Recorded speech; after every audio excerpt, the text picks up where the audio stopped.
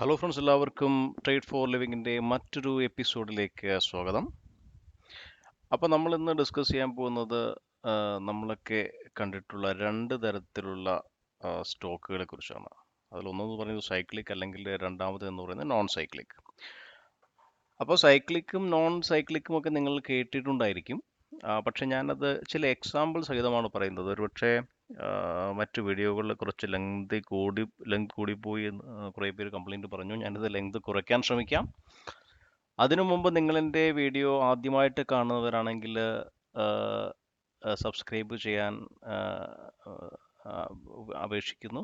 അതുപോലെ തന്നെ ഈ വീഡിയോയിൽ എന്തെങ്കിലും മീനിങ് ഫുള്ളായിട്ട് നിങ്ങൾക്ക് തോന്നിയെങ്കിൽ, അല്ലെങ്കിൽ എന്തെങ്കിലും ഉപകാരപ്പെട്ടു എന്ന് നിങ്ങൾക്ക് തോന്നിയാൽ ഒരു കമൻറ്റ് ഇടുക. അതുപോലെ ലൈക്ക് ചെയ്യാനും നിങ്ങളുടെ ഫ്രണ്ട്സിന് ഷെയർ ചെയ്യാനും മറക്കരുത്. അതുപോലെ വീഡിയോ ഇഷ്ടപ്പെട്ടില്ല എങ്കിൽ, അല്ലെങ്കിൽ ഒരു യൂസ്ലെസ് വീഡിയോ ആണെന്ന് തോന്നിയാൽ തീർച്ചയായിട്ടും നിങ്ങൾക്ക് ഇതിനെ തെറി പറയാം. ഓക്കെ, അപ്പോൾ നമുക്ക് കാര്യത്തിലേക്ക് കിടക്കാം. നമ്മുടെ മാർക്കറ്റിൽ രണ്ട് തരത്തിൽ സ്റ്റോക്ക് ഉണ്ട്. പലതരം സ്റ്റോക്കുകളുണ്ട്. പ്രധാനമായിട്ടും സ്റ്റോക്കുകൾ നമുക്ക് രണ്ടായിട്ട് ഡിവൈഡ് ചെയ്യാം. ഒന്നെന്ന് പറയുന്നത് സൈക്ലിക്കൽ സ്റ്റോക്ക്, മറ്റേതെന്ന് പറയുന്നത് നോൺ സൈക്ലിക്കൽ സ്റ്റോക്സ്.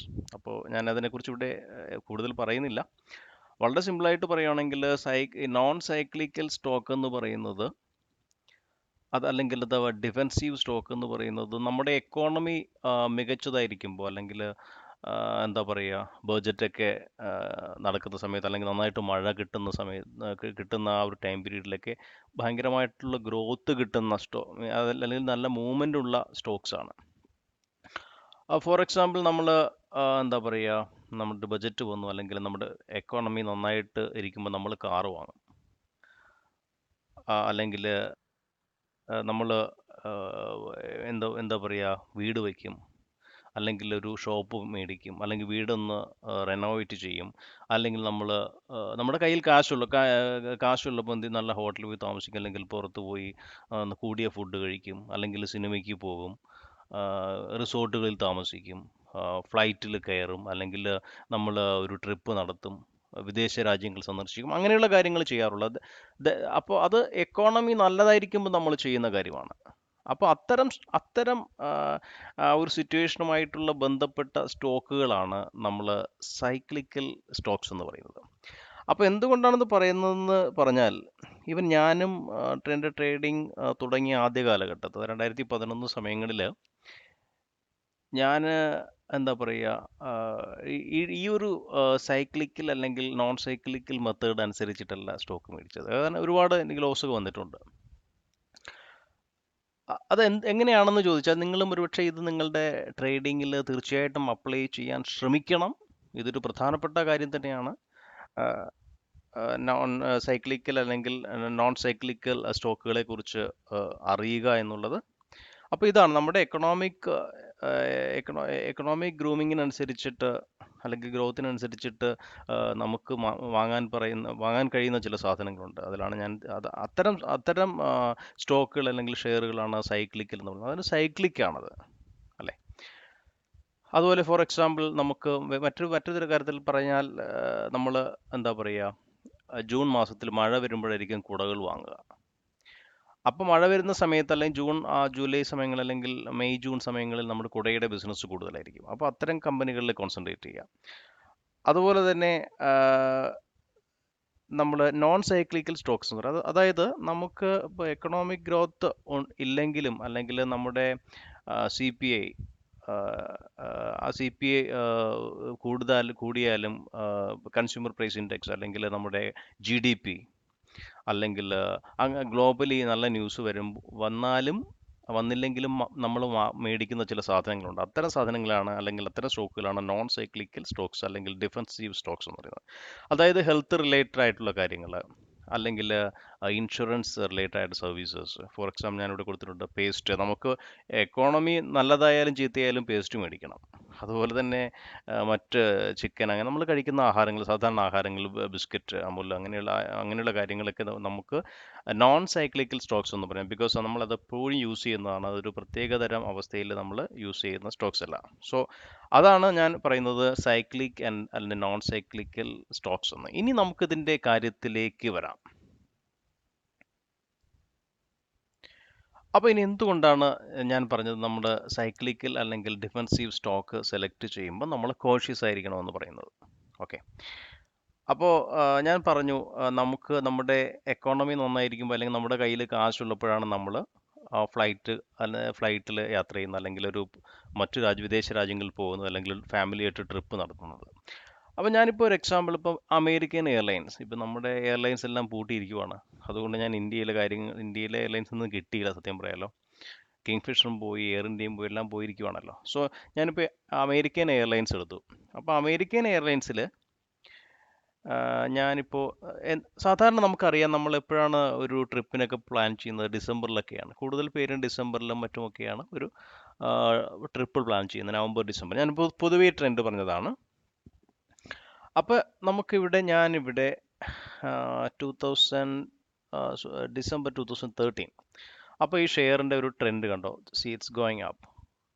ഞാനിവിടെ നോക്കാം, ഇതൊരു ട്രേഡിംഗ് വ്യൂ എന്നുള്ള സൈറ്റാണ്. ഇപ്പോൾ ട്രെൻഡ് ലൈൻ ഞാൻ ജസ്റ്റ് നോക്കട്ടെ.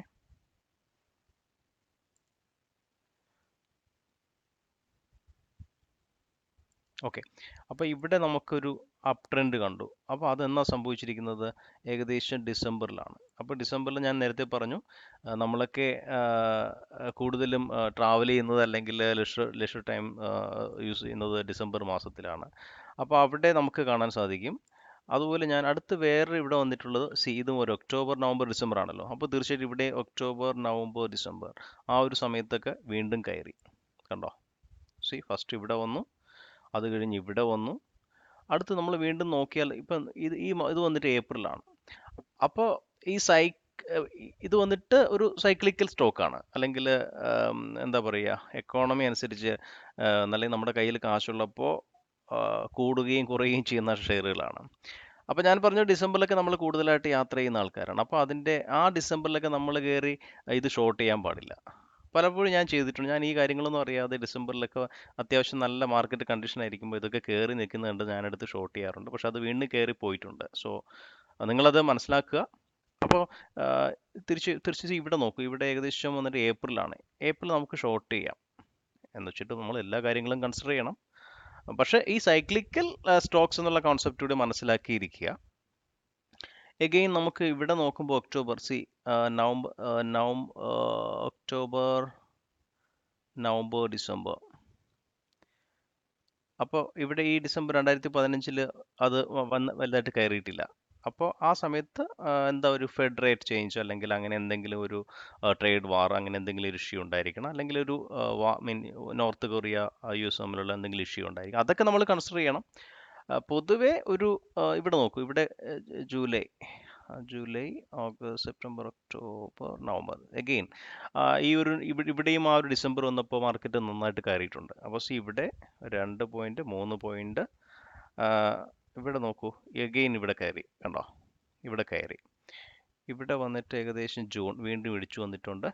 അപ്പോൾ ഇവിടെ എഗെയിൻ ഡിസംബർ, അതായത് നമ്മുടെ 2019. പക്ഷേ ഇവിടെ എന്താ സംഭവിച്ചിരിക്കുന്നത് വെച്ചാൽ, ഇപ്പോൾ നമ്മൾ സൈക്ലിക്കൽ ഷെയർ വാങ്ങാൻ കൺസിഡർ ചെയ്യുമ്പോൾ ഒരുപാട് ഫാക്ടേഴ്സ് കൺസിഡർ ചെയ്യണം. ഞാൻ ഈ പറഞ്ഞതുപോലെ എക്കോണമി ഗ്രോത്ത് ആയിരിക്കും, അല്ലെങ്കിൽ അത് ഡൗൺ ആയിരിക്കും. അപ്പോൾ ഇപ്പോഴത്തെ കേസിൽ ഫെഡ് റേറ്റ് ഹൈക്ക് ഒരു ന്യൂസ് ഉണ്ട്. അതുപോലെ തന്നെ ചൈന US വാർ, ഒരു ട്രേഡ് വാർ നടക്കുന്നുണ്ട്, അല്ലെങ്കിൽ സൗത്ത് കൊറിയൻ്റെ ഒരു ചെറിയ ഇഷ്യൂ ഇപ്പോഴും സ്റ്റിൽ പോകുന്നുണ്ട്. അതുപോലെ തന്നെ ട്രംപിൻ്റെ ഇംപീച്ച്മെൻ്റ് ഉണ്ട്. അപ്പോൾ അതൊക്കെ ഒരു കാരണങ്ങളാണ്. സോ ഇപ്പോൾ നല്ല മാർക്കറ്റ്, നമ്മളൊരു റിസഷൻ്റെ ഒരു ന്യൂസ് ഒക്കെ കിടന്ന് പറയുന്നുണ്ടല്ലോ അല്ലേ. അപ്പോൾ അതുകൊണ്ട് നമുക്കിപ്പോൾ കയറി വാങ്ങാനും പറ്റത്തില്ല. സോ അങ്ങനെയുള്ള സമയങ്ങളിൽ നമുക്ക് അത് അവോയ്ഡ് ചെയ്യുക. അതുകൊണ്ട് എല്ലാ ഡിസംബറിലും നവംബറിലും ഒന്നും കയറി മേടിക്കരുത്. ഞാൻ പറയുന്നൊരു പോസിബിലിറ്റിയാണ്. Hopefully you understand what I'm saying. So അപ്പോൾ അതൊരു കേസാണ്. അപ്പോൾ ഞാനിപ്പോൾ എടുത്തിരിക്കുന്നത് നമ്മുടെ ഒരു എയർലൈൻ, അഥവാ ഒരു സൈക്ലിക്കൽ സ്റ്റോക്ക് ആയിട്ടുള്ള എയർലൈൻ സ്റ്റോക്കിൻ്റെ കേസാണ്. മറ്റൊരു കാര്യമെന്ന് പറയുന്ന ഓട്ടോമോട്ടീവ്. ഇപ്പോൾ അശോക്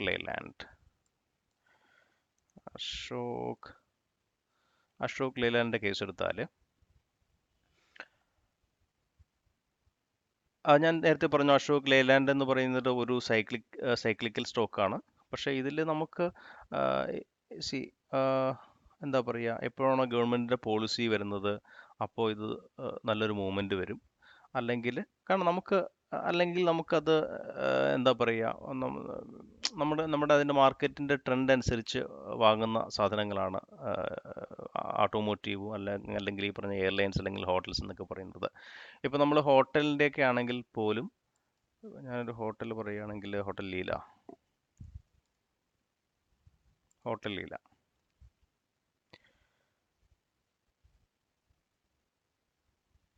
അപ്പോൾ നമുക്ക് അതൊരു ഈ പറയുന്ന പോലെ എക്കോണമിയുടെ ഒരു മൂവ്മെൻ്റ് അനുസരിച്ചാണ് അത് പോകുന്നത്.